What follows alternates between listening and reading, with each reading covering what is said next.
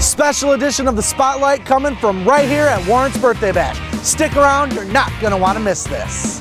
Woo, birthday! I know.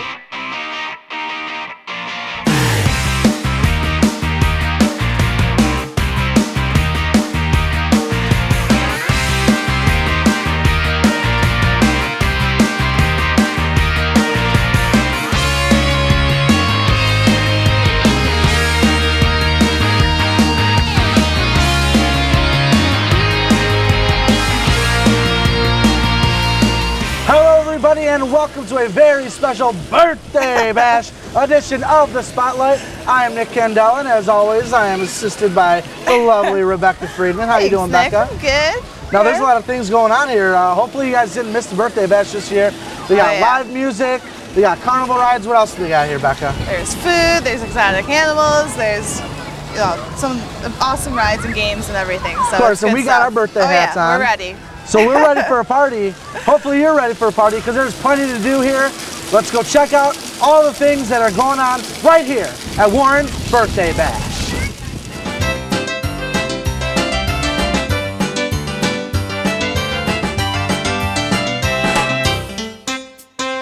All right, well, one of the exciting things we have here at the Birthday Bash is, of course, this Animal Oasis, and we are here with the owner, Don Strobel.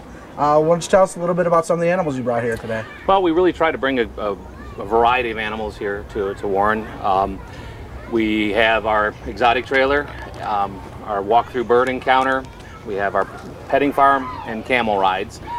So no matter what kind of animal you're interested in, we probably have the type you're looking for. And what do we got here in your hand? This is just a young prairie dog. What are you doing, bad boy?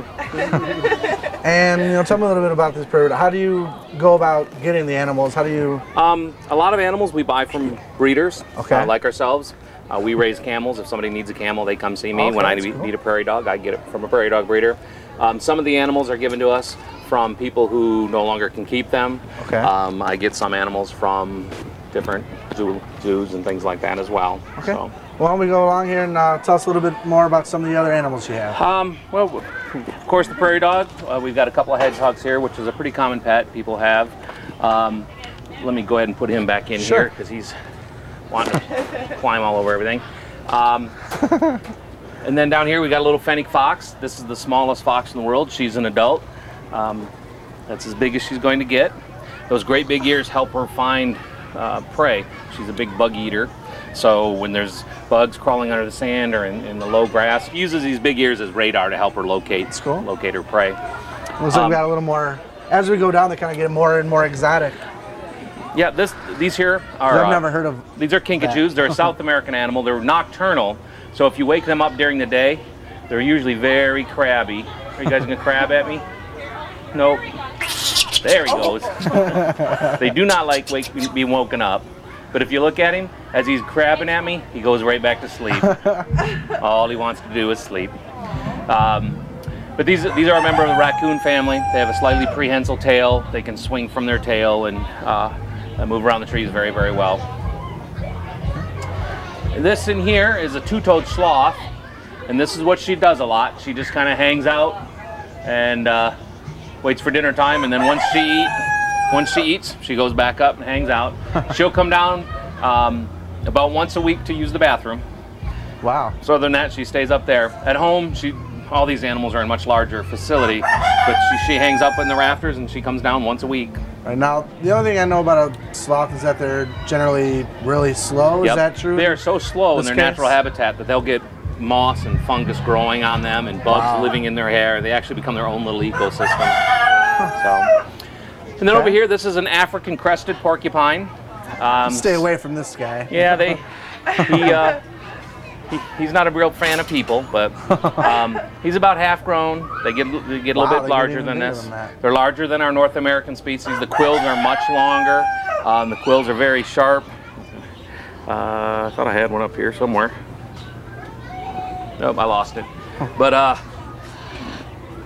and no, they can't shoot their quills. That's a myth.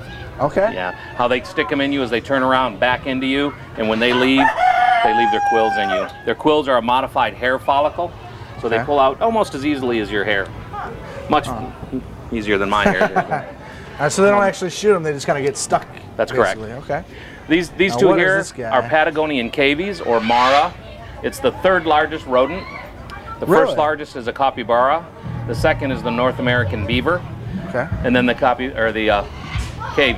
Now, if you go to the pet store and ask for cavy food, they'll sell you guinea pig food because they're related to the Oh, wow. to the guinea pig.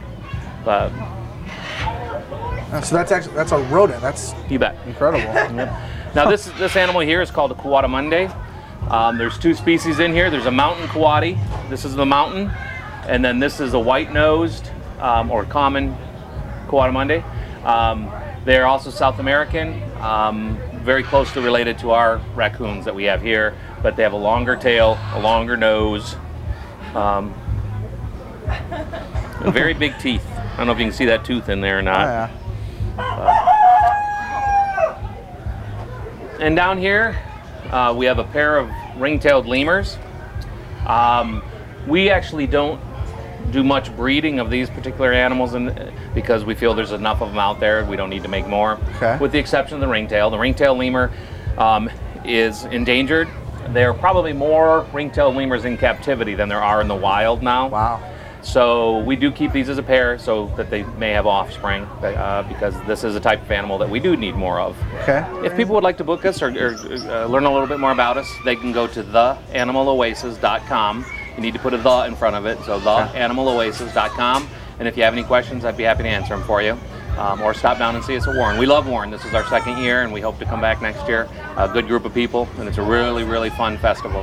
Well, that's great. Well, thanks for showing us all the animals, and make sure if you couldn't get down here this year for the birthday bash, maybe we'll see you guys next year, hopefully, Yeah, and we've been here, so. we'll have a great time next year. Don't go anywhere, guys. We'll be right back with some more Spotlight from the birthday bash.